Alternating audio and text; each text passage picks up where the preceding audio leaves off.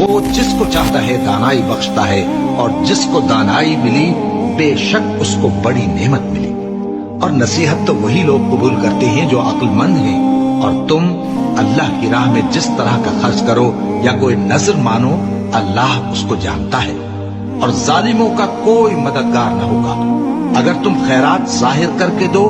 تو وہ بھی خوب ہے، اور اگر پوشیدہ دو اور دو بھی ضرورت مندوں کو تو یہ تمہارے لیے بہتر ہے،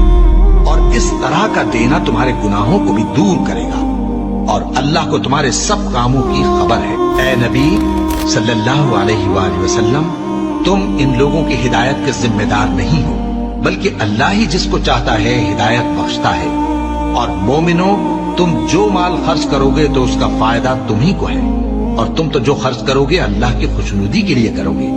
اور جو مال تم خرچ کرو گے وہ تمہیں پورا پورا دے دیا جائے گا، اور تمہارا کچھ نقصان نہیں کیا جائے گا۔